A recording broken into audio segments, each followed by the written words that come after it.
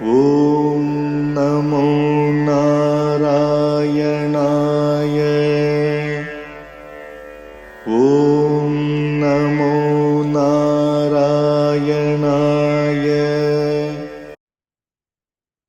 Asmat Gurubhyo Namaha, Asmat Parama Gurubhyo Namaha, Asmat Sarva Gurubhyo Namaha. So we're continuing with our series on Hari Bhakti Vilas. And we were in the 12th Vilas talking about Ekadasi. And so let's go to the text and see where we left off. So we're in the 12th chapter, text 360, and the heading to the section is Ata Shuddha Avishesha Parityaga. Parityaga means tyaga means to abandon. So it says even pure Ekadasis, Shuddha means pure, are rejected, right? Under certain circumstances, special circumstances. The word Vishesha means special.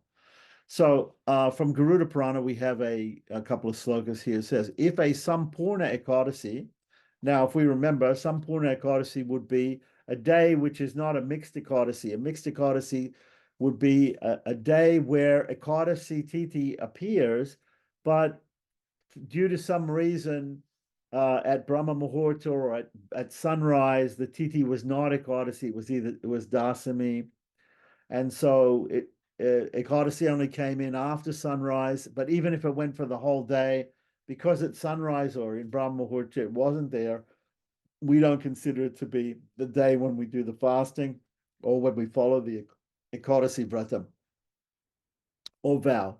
So Sampurna Ekadasi is a perfectly pure Ekadasi. So now it says here, which consists of 64 dandas.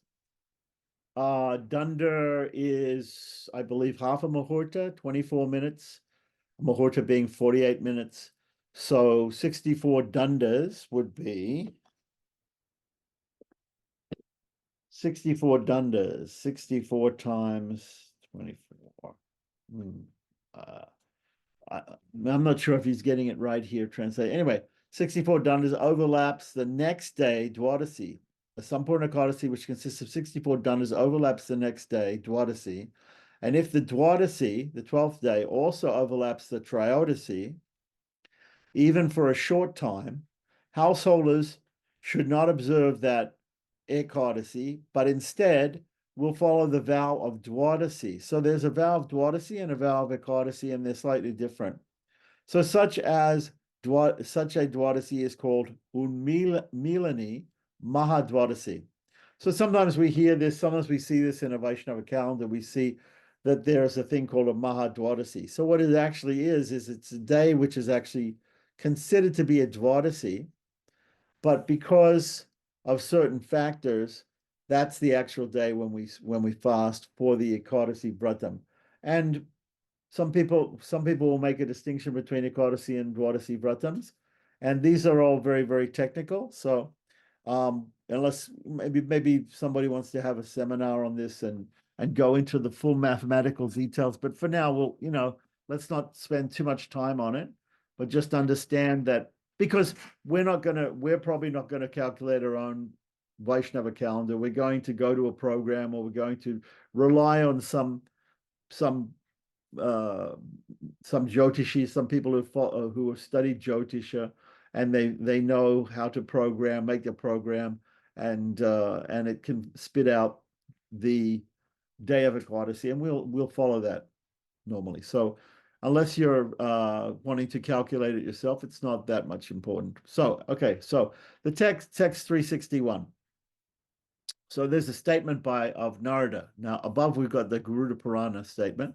So here we've got a statement by Narada. We don't exactly know where this is from. Doesn't say.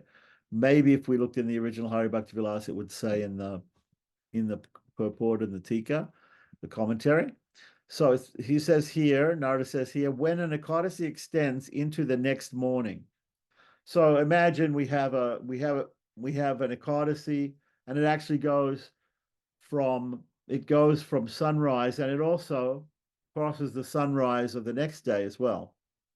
So after sunrise, even after completing its normal duration of 64 dandas, householders should fast on the Dwadasi, because it will award them sons. Okay, so that's, there are different reasons for following Ekadasi Vratam. One of them might be to have progeny. Other ones would be to get different things. Normally, Vaishnavas are not concerned too much with the materialistic benefits of following Ekadasi, but in any case, the idea here is that if we have an Ekadasi and a Dwadasi, and the Ekadasi Titi extends onto the Dwadasi, then it's called a Mahadwadasi, and we follow the fasting on the second day. Now, this is opposed to some other sections of Hindu society, like the Smartas, who will follow the first day of the Ekadasi and not the second day. So when there's two Ekadasis, 2 days that seem to be Ekadasi, the second one, no, and this is normal for all sorts of Vaishnava dates. So Vaishnavas tend to follow, if in doubt. See, there's no doubt with a solar day. With a solar day, the sun comes up, the sun goes down. We know what day it is. But with a Titi, a lunar calendar, or counting lunar days, the lunar day can start any time of the day or night. So therefore, we might think, well, is today's solar day, is it governed by a particular lunar Titi, a lunar day, or not? So when we're in doubt of that, and we have a lunar day that covers both 2 solar days, we always check. The Vaishnavas will take the second date, and the Smartas will normally take the first date. And this is common. This is very common. Okay, so text 362. So in the Padma Purana, it's stated, if a Dwadasi is mixed with Ekadasi, then there's no harm whether it extends until the Triyodasi or not. Okay, so in some rare occasion, one may observe such an Ekadasi. Right, so if a Dwadasi is mixed with Ekadasi, right, so that was the example I gave before. There's an Ekadasi and a Dwadasi, and they're mixed. They both have elements of Ekadasi on them. Whether it extends until the Triyodasi, the 13th day, or not, one may observe such an Ekadasi. So this is really a statement here from Padma Purana saying that we can observe the Ekadasi Titi on the Mahadwadasi. So this section is all about the rare event of a Mahadwadasi. Okay, so text 363. One can always observe a Dwadasi that is mixed with Ekadasi, even if there is no tinge of Ekadasi at the time of Parna, or breaking of the fast.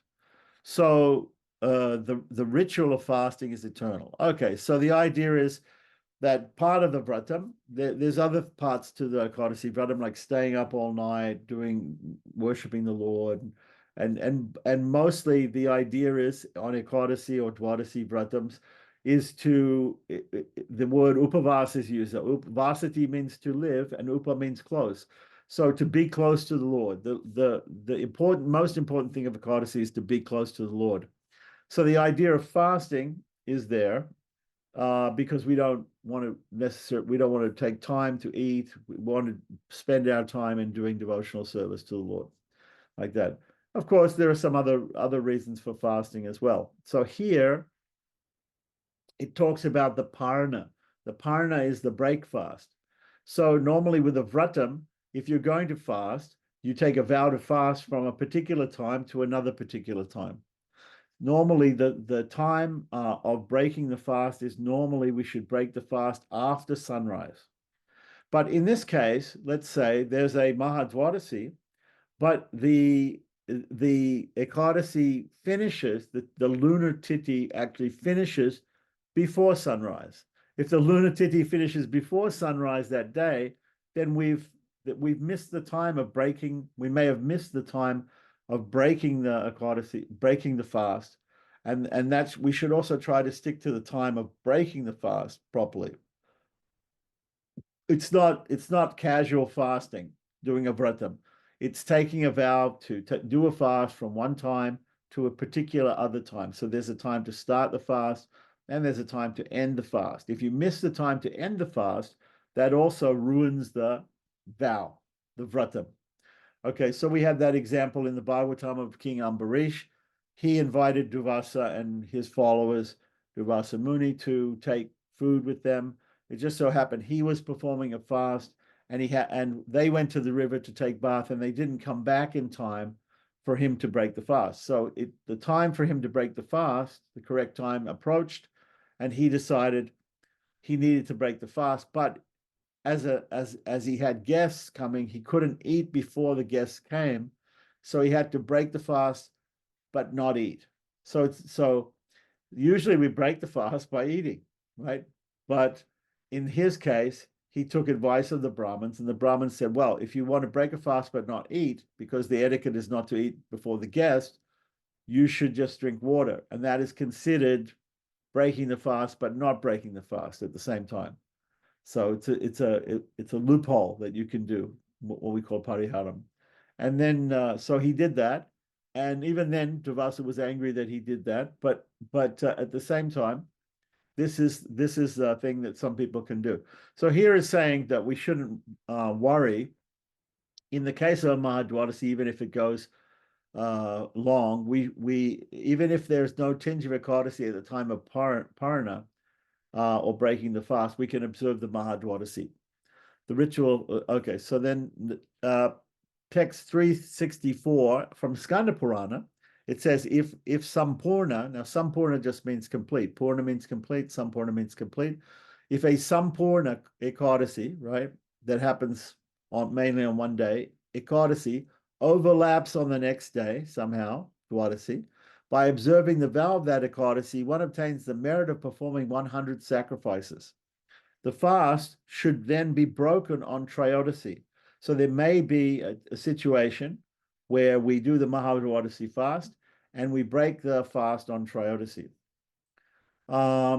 Text 365, it is stated, we don't know where this quotation is coming from, if an Ekadasi is complete and yet extends into the next day, even for a short period of time, and if Dwadasi does not overlap the Trayodasi, one should fast on Dwadasi and break his fast the next day.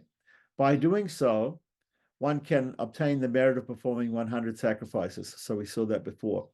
From the Kurma Purana, text 366 says, if even a tinge of Ekadasi remains on the next day, and while breaking the fast, if there's no presence of Dwadasi, because you're supposed to wait for Dwadasi, but you should not let too much of Dwadasi elapse before breaking the fast.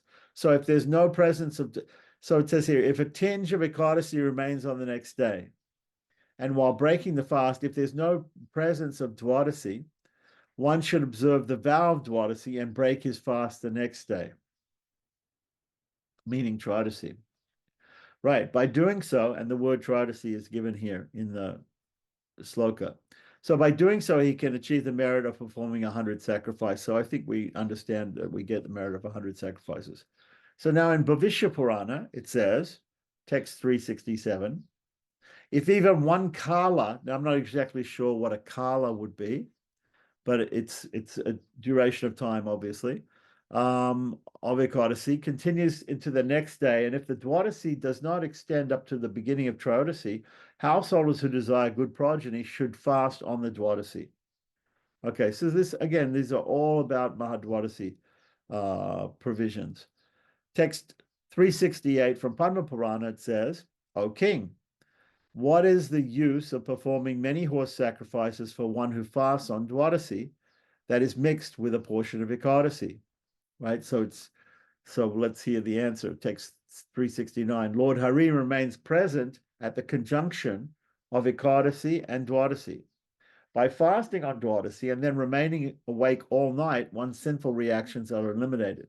So here we're talking, they're talking about the vrata of Dwadasi vratam, right? So they're saying because it's a Mahadwadasi, then we stay up all night on Dwadasi, right?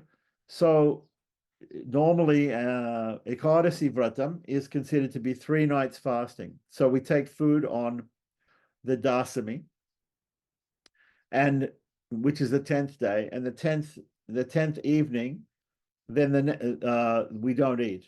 So we eat once on Dasami, once on. Okay, so just to recap, the normal situation in the ancient times or medieval times was that a human being would eat twice. They would eat sort of a brunch type of meal, and then they would eat later on in the day in the evening time. So at brunch and eat later on in the evening. It's like that. So 2 times meals. So, but on Dasami and Dwadasi, only one meal. So there will be a meal on Dasami, and then in the evening, nothing. And then then Ekadasi would be full fasting, and then on the next day there would be early in the morning after sunrise there would be a breakfast, and that would be the only meal for that day too, Dwadasi. The night of Ekadasi would be you would stay up all night. So here, because we're talking about Mahadwadasis, we're talking about staying up all night on Dwadasi, the Mahadwadasi night, instead of the Ekadasi. So text 370 from the Vishnu Rahasya, it says, by fasting on a Dwadasi that is mixed with a Kala of Ekadasi, one obtains the merit of performing 100 horse sacrifices. Such a fast should be broken on Trayodasi. Once again, Mahadwadasi, break it on Trayodasi, the 13th day. Text 371. According to Bodhayana Shmiti, Lord Vishnu becomes pleased with one who fasts on a Dwadasi that is mixed with even a Kala of Ekadasi. Again, this is called a Mahadwadasi. And then breaks his fast on Trayodasi. Text 372, the process of observing the vow of Vanjuli Dwadasi. So Vanjuli Dwadasi may be a particular Mahadwadasi. So in Skanda Purana it says, if an Ekadasi is completed in 64 dandas and the Dwadasi is also completed in 64 dandas and extends up until the beginning of the next day, one should not observe that Ekadasi, but instead observe fasting on the Dwadasi. So this is just explaining, again, what a Mahadwadasi is and how we should observe the fasting on the Mahadwadasi and not on the Ekadasi date itself, if there's such a thing occurs. In the Kalika Purana, text 373, it says, if an Ekadasi is completed and the Dwadasi is also completed but overlaps the next day, one should fast on the Dwadasi. An extension of Dwadasi has no harmful effects. Text 374 in Bhavishya Purana, it is recommended that one should fast on a pure Dwadasi and then break his fast on Trayodasi. It does not matter if Dwadasi overlaps Trayodasi for any period of time. Text 375, O king, one who breaks his fast during an extended period of Dwadasi, after fasting on Dwadasi, will never again enter the womb of a mother. That's nice. So he'll get liberated. Text 376 from Bhagavata Tantra, it says, if a Dwadasi overlaps the next day, one should not observe the vow of a pure Ekadasi, but instead fast on Dwadasi. If one breaks his fast on the next day, when Dwadasi continues, due to an overlapping, he will no longer experience birth in this material world. This is confirmed by Lord Hari himself. This is called Vanjuli Mahadwadasi. So now we have text 377, which talks about, in the Naradiya Purana, talks about Trisprisha Mahadwadasi. Trisprisha means when we have three titis, 3 lunar days that touch one solar day.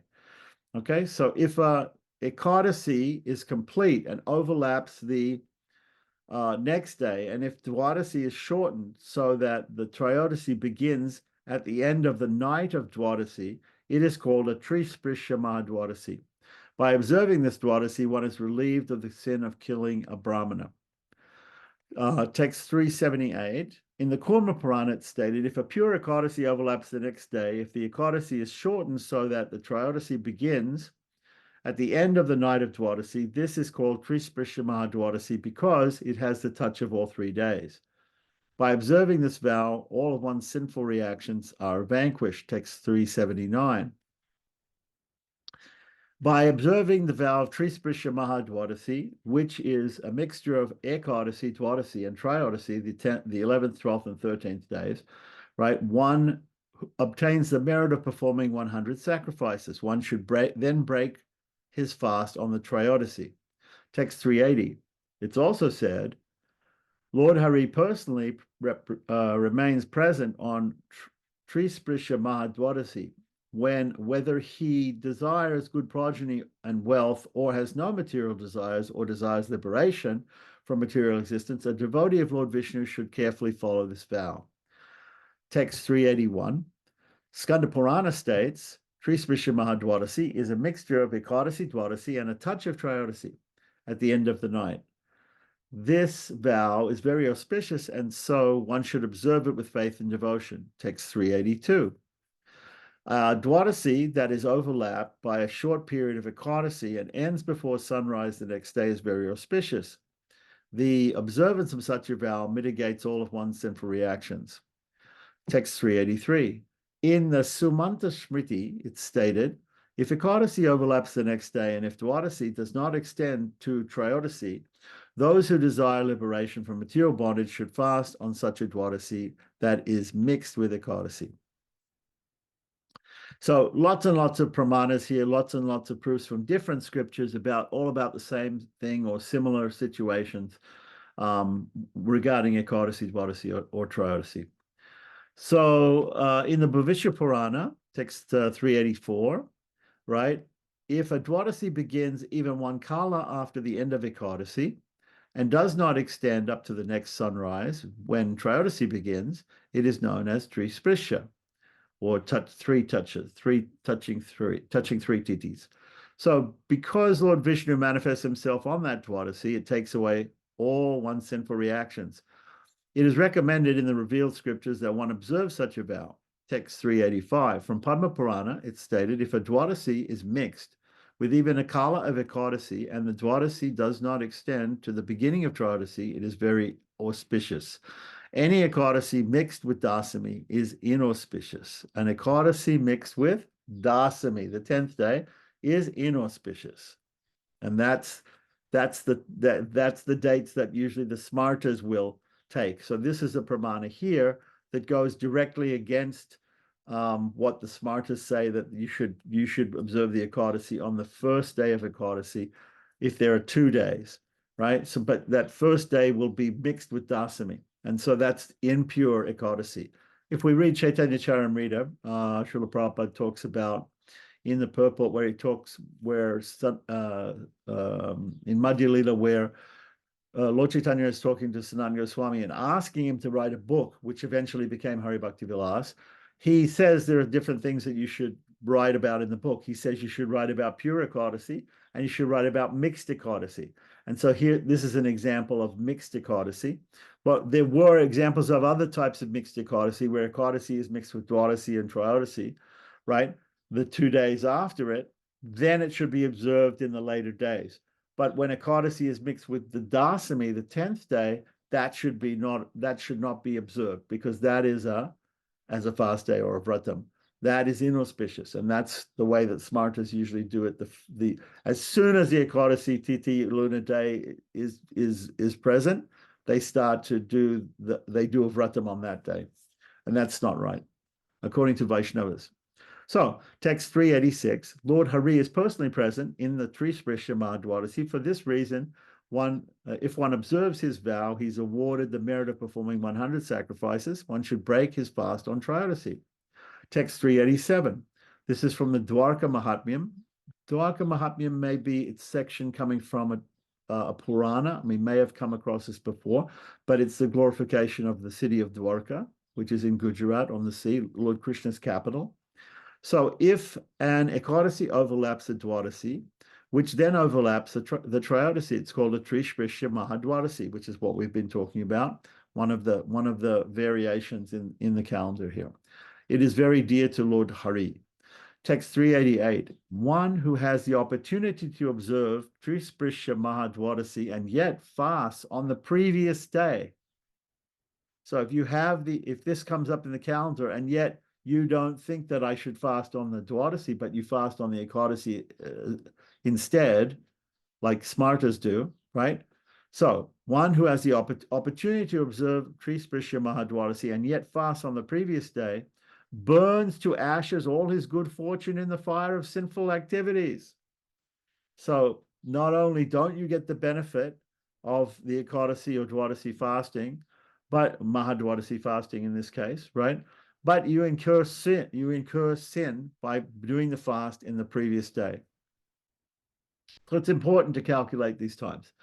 So text 389 is the section here. It says Ata Paksha Vardini. Paksha Vardini means Pakshas is the fortnight. There are 2 Pakshas in every month. Those who follow the Amanta calendar, right? They have the they have the Amanta calendar would be the Sukla Paksha, the light fortnight first, and then the dark fortnight in the month. And those who follow the Purnamanta calendar would have the dark fortnight first and the light fortnight second, like that. So normally Gaudiya Vaishnavas, they follow the Purnamanta calendar with the Purnima or the full moon at the end of the month, like that. Whereas some other places, this is usually not, it's not a sectarian thing necessarily. It's usually a thing according to different states in India. They're all following lunar calendars, but some of them will follow lunar months that end in the full moon and some lunar months that end in the new moon. So those are called Purnamanta and Amanta, Amavasya, Anta, ending in Amavasya months. All right, so 2 different types of lunar calendars. Okay, so Paksha Vardini. So Paksha means is talking about either the light fortnight or the dark fortnight of a month. So we have here a Paksha Vardini Mahadwadasi. So it's a particular type of Mahadwadasi. Now in Brahma Vaivarta Purana, Vyasadeva explains a little bit about this particular Mahadwadasi. Those who desire advancement in religiosity and economic development, as well as those who wish to cultivate knowledge, should never observe an Ekadasi that's polluted by a mixture of dasami. So it seems like we're moving. So an Ekadasi should also not be observed if the following Purnima or Amavasya, full moon or new moon, overlap the next day. So again, it's not just we've been talking about more auspicious Mahadwadasis, and when Ekadasi is mixed with Dwadasi or even touching Triodasi as a Trisprisha Mahadwadasi, these are auspicious or more auspicious than the average Ekadasi, right? Now what we're talking about, we're beginning to talk about inauspicious times when we get mixed Ekadasis that are mixed with the Dasami, the 10th day, and these are actually, if we should not perform vratam on those days, because that is actually is it considered to be a sin to do it at that time. So it's important.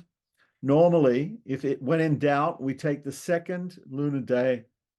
If there's a doubt between one lunar day and the other, go with the second one. Okay, so all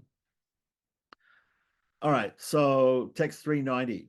Elsewhere it said, O king, if a full moon day or new moon day, Purnima Amavasya, overlaps the next day, then instead of observing Ekadasi, one should observe Dwadasi, which is called the Paksha Vardini Mahadwadasi.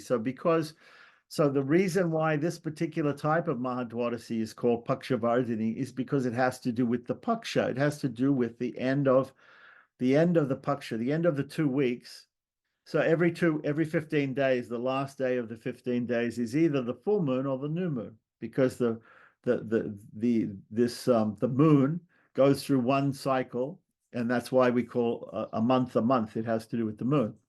But there's the waxing moon and the waning moon. So the moon gets brighter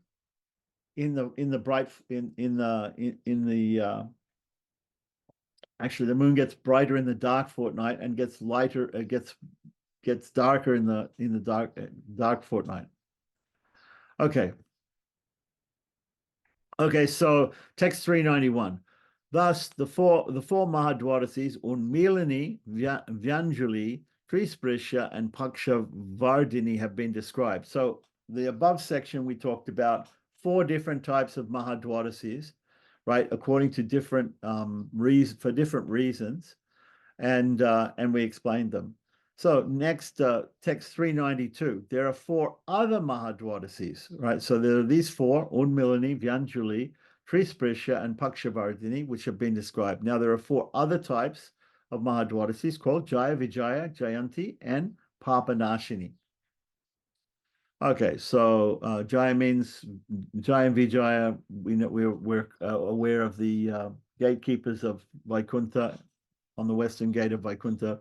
We have Jaya and Vijaya. So Jaya, Vijaya, Jayanti, they all have names that involve the word Jaya, which comes from the verb Ji or Jai to conquer. So victory, they mean victory. And Papa Nashini, Papa means sin, and Nashini means getting rid of sin or destroying sin. So these are a little bit about what the names mean. So text 393. These will be discussed later on and in the appropriate place. In addition, more details regarding the worship of Lord Krishna will be given later in this book. Okay, good. So now we have a section here, Ata Purva Upavasadi. Remember, I told about the term Upavasa, which means to live close or to stay close to the Lord.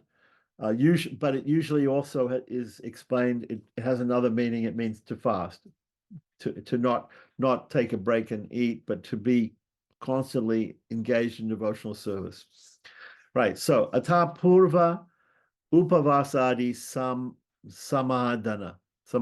So this is translated here as answers to some doubts. And there'll be doubts about the Upavasa, doubts about the fasting and how to fast and when to fast and why to fast.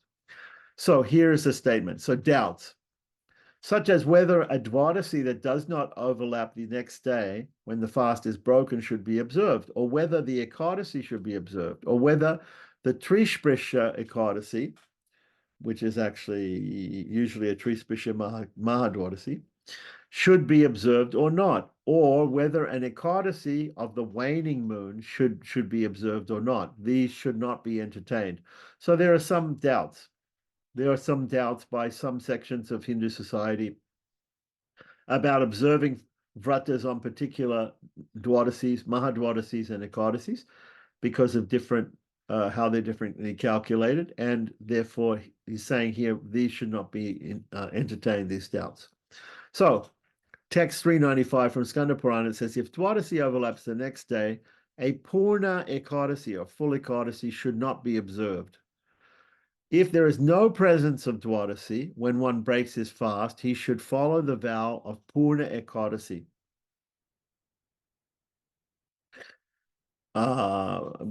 So those who desire good progeny should not fast on a day that is mixed with Ekadasi, Dwadasi, and a tinge of Tridasi at any time of the day or night. So 397 from Vishnu Damotara, it says, when an Ekadasi overlaps the Dwadasi, but the Dwadasi does not overlap the next day, this is called Kshina, or a weak Dwadasi. In such a case, one should observe the recommended vow at night. For night. The recommended vow for night. Vow for night.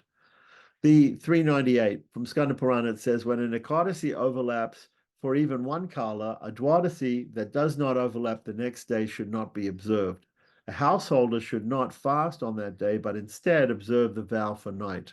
So I think that probably we'll get more information about this if we look at the commentary by Sanatana Goswami, but these seem, because exactly what's being said here is difficult to understand. So 399. In the conversation between Lord Krishna and King Yudhisthira that is found in the Uttarakanda, the later Kanda of Bhavishya Purana, this verse appears. O King, as Dwadasi of a waxing moon is very dear to me, so is Dwadasi of the waning moon. Householders who desire material enjoyment and good progeny should observe the vows prescribed for the fortnight of the waxing moon.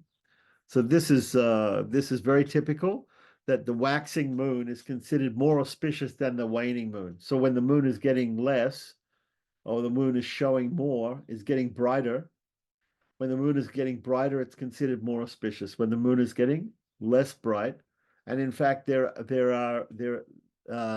inauspicious times are used for inauspicious ceremonies. Now, there are some ceremonies that we perform, like the Shraddhas and the Pindas and the Tarpanas for the ancestors, the Pitris. So these ceremonies for the ancestors are usually done on Amavasya, the new moon, when there's no moon. There's no moon showing. The moon's not bright at all. It's completely black. Or during the 2 weeks, the paksha of the waning moon, which is called the Krishna paksha, the dark fortnight. Okay. So text 400.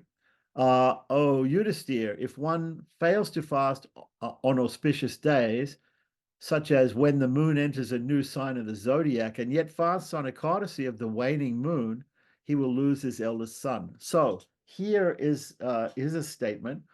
We're getting to the end of talking about certain things about Dwadasis, Mahadwadasis, and Ekadasis fasting, and we're talking all about fasting on other days. So there's some other days like Sankranti. Sankranti is when the sun enters a new sign. So we know, anybody who knows anything about the zodiac or the ecliptic, right, knows that the sun travels through different signs throughout the year, like that. And people in the West are also accustomed to understanding their sun sign. That you were born in a particular month, it means that you were born under a particular, when the sun was in a particular asterism or constellation, like that. So, Gemini, Taurus, Capricorn, whatever. So, okay, so when the sun moves in the zodiac from one sign to another sign, that day that happens is called Sankranti in Indian thought. So this is also considered to be a day when we do tarpanas for the Pitris, for the ancestors, but also it can be a day of fasting. So here he's mentioning that if one fails to fast on auspicious days, so there are certain auspicious days when fasting occurs. So such as when the moon, he's saying here, when the moon enters a new sign of the zodiac. I'm not sure he's right here about moon entering zodiac. Sankranti should be when the sun enters a new thing of the zodiac. So we have to look at this. So, and yet fast on Ekadasi of the waning moon, remember it was said to be in the previous verse, better to fast if you're fasting for progeny, better to fast, or for some materialistic gain, to fast on the waxing Ekadasi. Of course, Vaishnavas fast they observe the Ekadasi Vratam on both the waning and the waxing moon. They don't make a distinction. But here in the scriptures, sometimes they make a distinction because there are people who observe the fast for other reasons than purely spiritual ones. Okay, so he will lose his eldest son. Okay. So text 401, it said, however, a householder should fast only on the Ekadasi of the waning moon that occurs between Shayana and Uttana Ekadasi. So there's a section of 4 months of the year which is considered to be the rainy season in India. So that part is that 4 months of the year is the time that Lord Vishnu, who is lying on Anantashesha in the white island called Svetadvipa in the ocean of milk, right? According to Puranic cosmology, right? So he is supposed to sleep at that time. So the idea is that the time scale of the devatas and of Lord Vishnu is that their 1 year, our 1 year, human beings' 1 year is like their 1 day. So just as we sleep for about 6 to 8 hours a day, like that, he also sleeps for a similar time. So if we take 4 months, 4 months is actually a third of a year. In a year, there's 12 months. Of course, a lunar year can sometimes have 13 months or a leap month. But in a normal year, either solar or lunar, there are 12 months. Everybody knows that. So if we take 1/3 of 12, we get 4. 3 fours are 12. So for 4 months, Lord Vishnu sleeps. This is called the Chaturmasya, or the rainy season. in India, Chaturmasya. So Chaturmasya starts with the Shayana Ekadasi. So on the 11th day of a certain month, right, Lord Vishnu goes to sleep. Shayana means lying down, going to sleep, right? So then Uttara means getting up from sleep. So he sleeps from the Shayana Ekadasi, the first day of Chaturmasya, to the Uttara Ekadasi when he wakes up. So if a householder should fast only on an Ekadasi of the waning moon, which occurs between Shayana Ekadasi and Uttana Ekadasi, apart from this, no other Ekadasi of the waning moon should be observed. So he's saying that there's a statement here that says, and it's from some Shastra we don't know necessarily, but it's saying, now again, this probably because Vaishnavas observe fasting or they observe the vratam on every Ekadasi.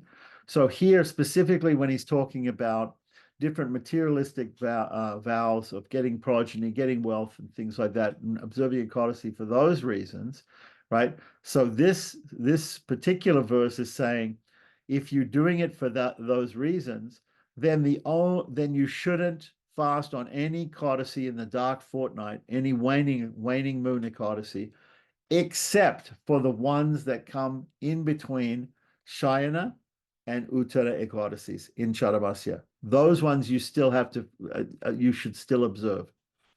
Yeah, that's what he's saying. So, okay, so now text 402. Gobila. Now, Gobila is a famous sage that made Gobila Griha Sutra. It's a Samavedi Sutra, right? So he says one should completely fast on both Ekadasi of the waxing moon, right, the bright fortnight, and Ekadasi of the waning moon, the dark fortnight. This is the duty of Vanaprasthas and Sannyasis. However, householders should at least fast on the Ekadasi of the waxing moon. So here, there's given a difference. In the Varnashrama system, there are different people who belong to different Varnas or castes and different ashramas or stages of life. So there's a distinction being made by Gobila. He's saying that Vanaprasthas, those who are retired, and sannyasis, those who are renounced in life, they should observe Ekadasis on both the waxing and waning moons. But he's saying here is his opinion. He's saying that households, at least they should fast, or they should do the vratam on the waxing moon in the bright fortnight Ekadasis, like that. Of course, Vaishnavas, all Vaishnavas of all. This is another example of how Vaishnavism is separate from Brahmanism. Brahmanism may follow the Shmiti Shastras and the Shmiti Shastrakaras like Gobila, right, more carefully than Vaishnavism. Vaishnavism just says fast on every Ekadasi, whereas Gobila here is saying in the Varnashrama system, right, which is different from Vaishnavism, right, that which has to do with Brahman, Kshatriya, Vaishya, Shudra distinctions, right, that in that system, in that social system, the householders should at least fast on the waxing moon Ekadasis. The Vanaprasthas and Sannyasis, it's their duty to fast on both. Okay, so 403. All of the above mentioned statements, as well as many other instructions, are meant for materialistic householders who are attached to family and possession of wealth, and not Vaishnavas, right? And not Vaishnavas. Good. So what his point is here, that then there might be some Vaishnavas who are performing some, but usually Vaishnavas are not performing Ekadasi Vratams for some materialistic reason. But he's saying there are people who do perform Ekadasi for materialistic reason, and that's why when we read the Shastras, we have to understand the Shastras are not always giving statements which are meant for everybody or are meant for Vaishnavas. They may give a statement which is meant for somebody who's materialistic. Just because there's a statement about Ekadasi or Dwadasi or Trayodasi or Sankranti, different fasting days, given in the scriptures, doesn't mean it's meant for Vaishnavas. It might be meant for materialistic persons who are performing fast for different reasons like progeny and wealth. All right, so now in the Markandeya Purana, text 404, when a Sampurna Ekadasi overlaps the next day, those who desire material enjoyment should fast. whereas a Vaishnava should fast on the Dwadasi. You see? So again, the Smartas are not incorrect for following certain things that they do sometimes because they have a different purpose. They may have the purpose of getting wealth or progeny, and therefore, and other people also may have they may want some materialistic benefit, and therefore they should do the fasting or something on a different day. But Vaishnavas, who are considered usually have no materialistic desires, they simply want to serve the Lord and follow the Lord's holy day. So when a Sampurna Ekadasi overlaps into the next day, those who desire material enjoyment should fast on the first day, right? Because it overlaps the next day, it means both days on the calendar will be marked as Ekadasi, right? So whereas the Vaishnava should fast on the Dwadasi, the next day is considered Mahadwadasi. So the text 405 in the Trikanda Mandala. I've never heard of this scripture, but anyway, interesting. Trikanda Mandala. If Sampurna Ekadasi overlaps the next day, even for a short period, a devotee should fast on Dwadasi. Those who are attached to family life should fast on Ekadasi. So once again, he's giving a distinction here, saying here, making a distinction between people who are Vaishnavas and people who are maybe more attached to materialistic things. So text 406, in Skanda Purana, it says, O exalted Brahmana, household of Vaishnavas should always fast on Dwadasi if Ekadasi overlaps the next day. If it does not matter if Dwadasi overlaps the next day when he breaks his fast. Text 407. From the Vishnu, Vyasadeva has stated in the Vishnu Rahasya, O king, those who desire liberation should always fast on a pure Dwadasi. The next day they should first worship Lord Janardana and then break their fast. It's very normal. It's very normal. Okay, so once again, when we talk about breaking the fast, we break the fast with prasadam. You know, prasadam is the mercy of the Lord. So it's either with the charanamrita, the water, you know, the holy water that's come from the worship of the Lord, or with the food. In the case of Ambarish, with holy water. In the case of others, normally we break the fast by taking food. Now, Vaishnavas don't take food before they offer it to God. So the offering to God is part of the offering to the deity is part of the deity's daily worship or the deity's worship. So we do the puja to the deity and we finish offering everything to the deity after we offer everything to the Lord. Then we take the remnants, which is the prasadam. So what it's saying here is that Vaishnava householders who want good progeny and other material benefits should observe this vow, but they may take some fruit and water as a token breakfast. Break their fast, and break their fast. Okay, so in the previous sloka, it's talking about worshiping the Lord first, and then breaking the fast, which is obvious because you have to worship the Lord to get the prasadam to break the fast. So it has to be done in that order. Okay, so I'm not exactly sure. 408 here is saying something about Vaishnava householders who also want good progeny and material benefits. They should observe the vow. And they may take some fruit and water as a token break fast. So maybe not full prasadam. Text 409. It's also said, complete fasting does not necessarily mean fasting from even water, right? So complete fasting does not necessarily mean fasting from even water. There are some people who have read many things about Ekadasi, and they've also read about one Ekadasi called Nirjala Ekadasi. Nirjala means without water. So fasting and also fasting without water. So it's very common today, or it has been common, that people who get into the fasting on Ekadasi, observing Ekadasi vow very seriously, and they say, yes, the best way and the only way to observe Ekadasi actually is to do it without eating food at all, and also without taking any water, like that. But here we have a statement, text 409, right? It says complete fasting does not necessarily mean fasting without even water. So you don't have to fast on Ekadasi and do Nirjala. Now, there is a specific Ekadasi which is called Nirjala Ekadasi, and many people observe without taking water. It comes right in the middle of the Indian summer. If you're in the southern hemisphere, it'll be in the middle of your winter, so it's not so bad. But in India, it's very difficult. It's a very, very difficult thing because it comes in the middle of summer. So now, this is an important pramana here. It says that fasting on Ekadasi doesn't mean that you don't need to take water. So many people also take water, right? Now, one may take a little fruit and roots while fasting. That's it. That's another thing. So fruits and roots while fasting. Of course, there are some communities in India, there are many, many rules about eating.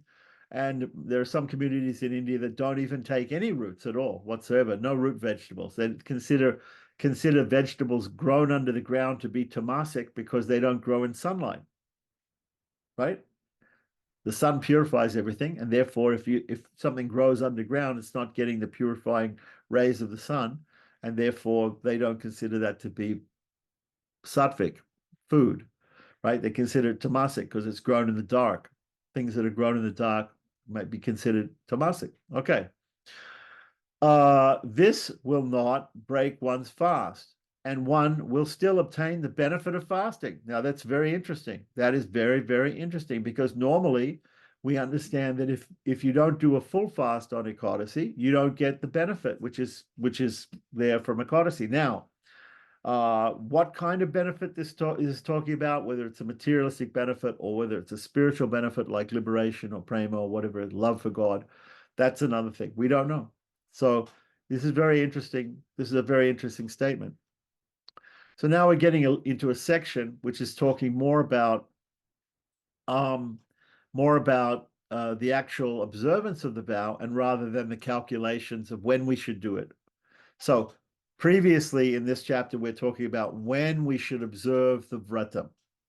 On Sankranti, on Sampurna Ekadasi, not on Ekadasi mixed with Dasami, but we should do it on Dasami, on Dwadasi when there's a mixed Ekadasi, so we can get the Mahadwadasi benefits, or on a Trisprisha Mahadwadasi when there's 3 lunar tithis touching.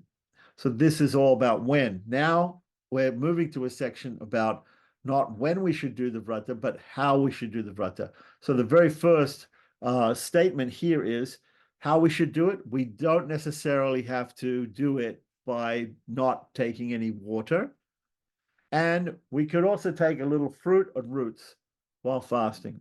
This will not break one's fast, and one will still obtain the benefit of fasting. Very interesting. Text 410. So, thus, we have described various vows, as described in the scriptures and approved by authoritative Vaishnavas. Without, text 411, without Lord Krishna's mercy, it is difficult to understand the importance of observing Ekadasi and the technicalities involved.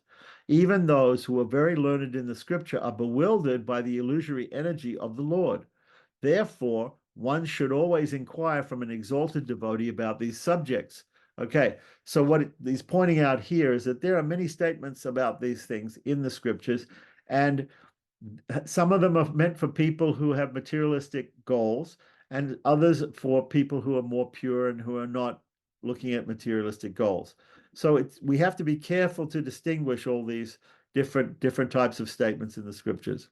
Text 412. In a conversation between Markandeya and Indrajumna that is found in the same literature being that we just heard from, Vishnu Rahasya, I believe, was the last one quoted, right? It says, O maintainer of the earth, regarding the ascertainment of various vows, such as Ekadasi, people with a demoniac nature are generally bewildered.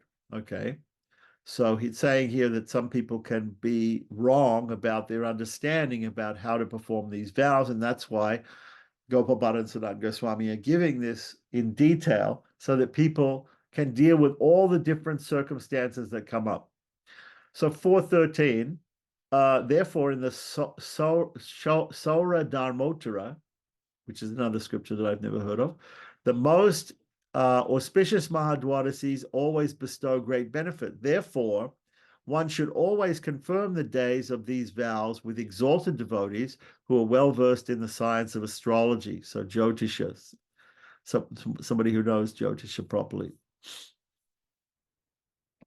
So now, Ata Sandeha Nirasana Vidihi, the removal of doubts.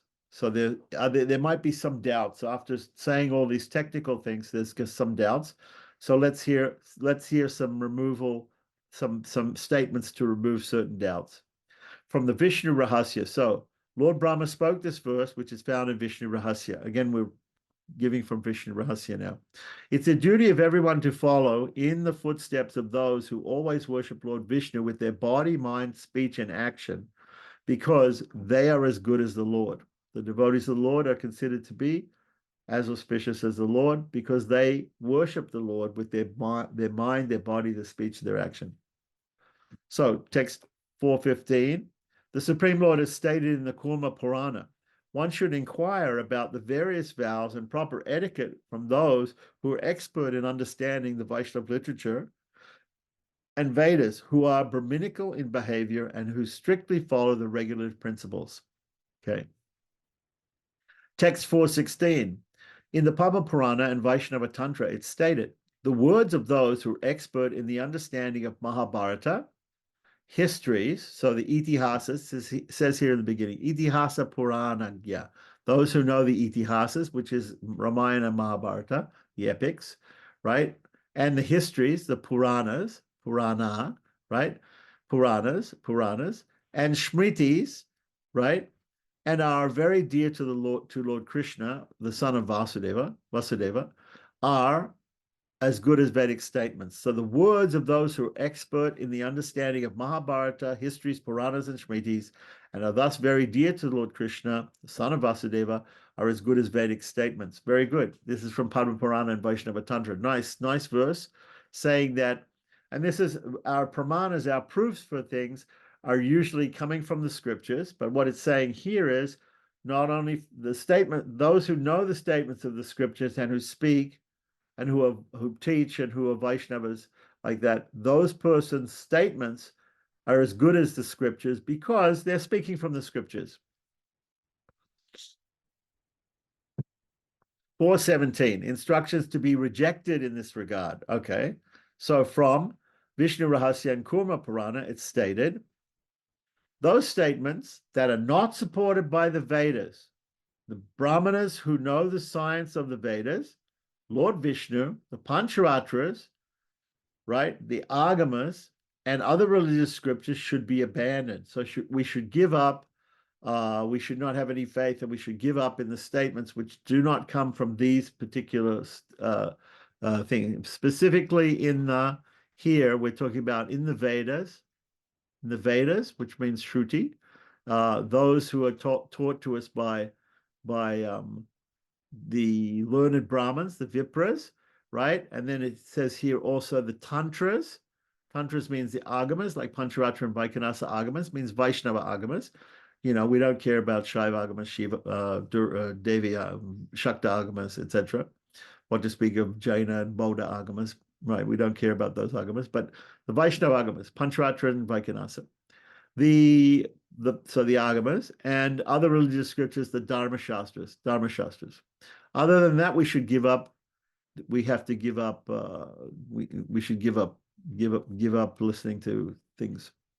So, 418, Vaishnava Tantra, it said, the words of those who have no faith in their spiritual master, their mantras, Lord Vishnu, and the indwelling super soul should always be rejected. So if you meet somebody and they have no faith in their acharyas, they have no faith in their mantras that they got, they have no faith in Lord Vishnu, and they have no faith in the Paramatma, the super soul, their words are useless. They should be given up, rejected. So text 419, Skanda Purana. The advice concerning the ascertainment of vows of those who have no devotion to Lord Vishnu, for Lord Vishnu, who is the controller of all controllers, and Lord Shiva, the topmost Vaishnava, should be rejected. Okay, so here, Vishnu Bhakti and Shiva Bhakti also. Shiva being the topmost Vaishnava, right? are equated as a reason to reject somebody who doesn't have devotion to. And the reason why Shiva is spoken about here is not simply because he's a Devata, but because he's the topmost Vaishnava. So we should have faith in Lord Vishnu, and we should have faith in the Vaishnavas. And other people who don't have faith in Lord Vishnu and the Vaishnavas they should be rejected. Okay. So it's text 420. Those who blaspheme the Vedic literature, such as Pancharatras, Puranas, the Mahabharata, and Dharma Shastras. So what does it say? Pancharatra Puranani, right? Yes, should be ignored. Their advice should be ignored. Text 421. Therefore, say Yajnavalkya has said, one should never blaspheme or argue with the statements found in the Puranas, Pancharatras, Vedas, and Pashupata Shastras, which are regarded as the best literature for evidence.